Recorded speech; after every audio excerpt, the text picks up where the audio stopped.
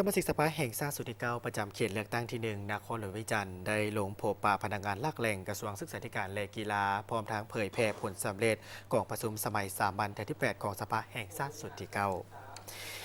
ในวันที่26มีนาคม2025ที่สโมสรมหาวิทยาลัยแห่งชาติทันไสสมพรผู้บริหารประธานสภาแห่งชาติสมาชิกสภาแห่งชาติสุดที่เก้าประจำเขตเลือกตั้งที่1นครหลวงวิจันทร์พร้อมด้วยคณะได้ลงพบปะพนักงานหลักแหล่งกระทรวงศึกษาธิการและกีฬาเพื่อพบปะผู้ที่มีสิทธิเลือกตั้งและเผยแพร่ผลสำเร็จกองประชุมสมัยสามัญเถื่อที่8ของสภาแห่งชาติสุดที่เก้าโดยกองประชุมได้เห็นดีเป็นเอกภาพพับพ้องหลายเวียกเพื่อพิจารณาและแก้ไขต่อกับการจัดตั้งปฏิบัติแผนพัฒนาเศรษฐกิจสังคม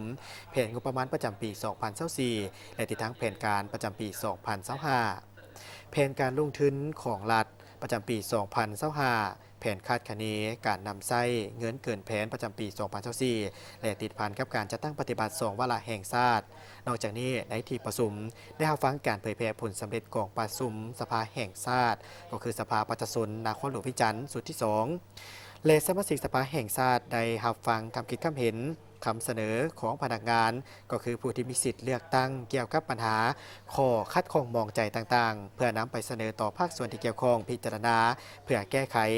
ซึ่งในโอกาสดังกล่าวนี้ท่านรองศาสตราจารย์ปริญญาเอกพุทธสิมลาวงศ์รัฐมนตรีกระทรวงศึกษาธิการและกีฬาได้ขึ้นรายงานผลการจัดตั้งปฏิบัติและผลงานที่พ้นเด่นที่กระทรวงศึกษาธิการและกีฬาในระยะที่ผ่านมาญาติมาได้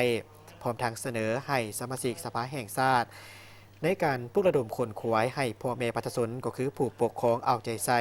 เห็นได้ถึงความหมายความสำคัญของการศึกษาและนำพาลูกหลานให้เข้ามาศึกษาหำเฮียนตามเกณฑ์อายุและเสนอให้สมาชิกสภาแห่งชาติสนองเพิ่มงบประมาณให้แก่กระทรวงศึกษาธิการและกีฬาตามความเหมาะสมและแทนเหมาะกับสภาพเศรษฐกิจในปัจจุบันอย่างสมควร